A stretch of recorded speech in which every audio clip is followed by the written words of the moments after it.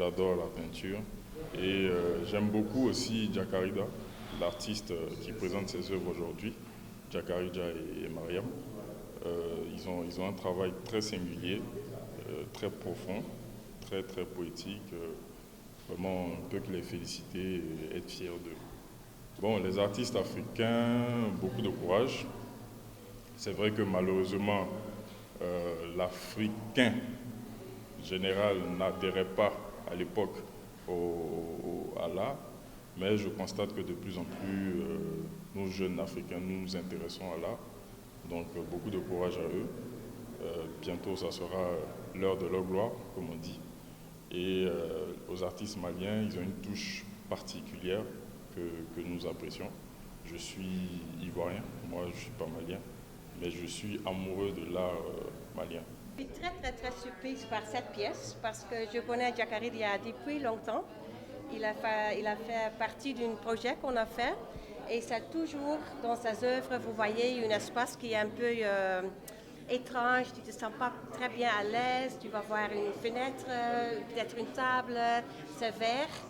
Et ce qui me frappe dans cette œuvre, il y a un élément extra. Et c'est la première fois pendant toutes les années que je le vois.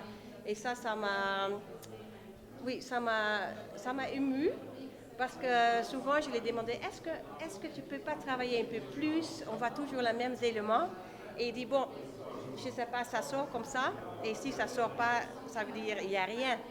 Et apparemment il y a autre chose qui veut sortir.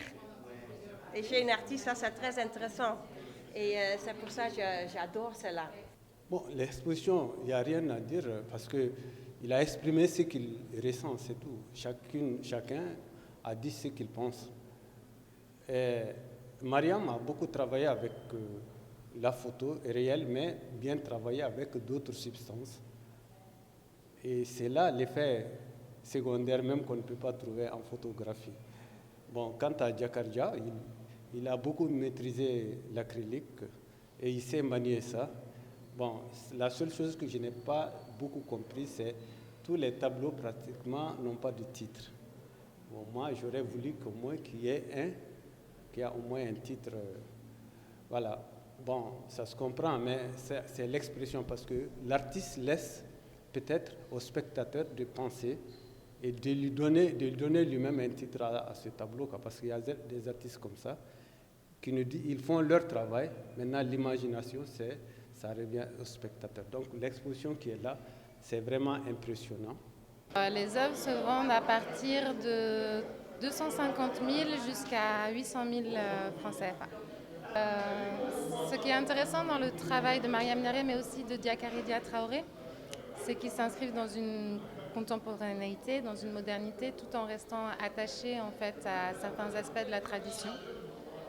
Mariam, elle est très inspirée par les pratiques de purification par le lait ou des pratiques traditionnelles comme la scarification, des éléments comme ça, qu'elle réemploie en fait dans son processus de création, alors sans être fidèle à la réalité, mais au contraire en se réappropriant ces éléments-là et en proposant quelque chose de nouveau, avec une esthétique nouvelle. Les artistes maliens, aujourd'hui, beaucoup sont à Dakar. J'apprends ici que des artistes maliens seront aussi représentés à la Documenta en Allemagne. Donc la culture est une des meilleures manières pour les Maliens et pour le Mali pour se faire connaître et pour créer une image du pays qui soit beaucoup plus positive qu'il ne l'est aujourd'hui. Malheureusement, la situation politique amène des difficultés, mais je peux vous dire que le secteur culturel a une forte résilience et contribue énormément à une image positive du pays. Ici, vous allez voir un peu la table qui est là et sur la table, il y a un pot de vin qui donne la fleur et les petits points rouges, ça représente un peu l'alcool. Soit on utilise l'alcool, soit on consomme l'alcool à l'intérieur, soit à l'extérieur, n'importe où on veut, on peut consommer. Donc inutile d'être influencé par la religion d'autrui, il faut juste accepter qui nous sommes et accepter son origine.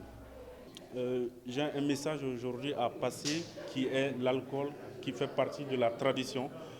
Je vais juste expliquer aux jeunes générations africaines de revenir à la source, d'accepter qui nous sommes, d'accepter nos origines, afin qu'on puisse prendre de bons chemins ensemble. La personne qui est perdue, qui ne connaît pas son origine, qui ne connaît pas sa culture, qui n'utilise pas sa culture, qui n'est pas imprégné dans la culture, dans sa propre culture, est perdue.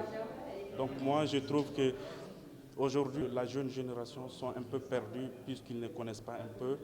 Ils sont influencés par d'autres personnes, ils se laissent aller dans le vide. Moi, j'essaie juste de leur faire attendre, de leur donner un peu mon point afin d'accepter leurs origines, leurs ancêtres.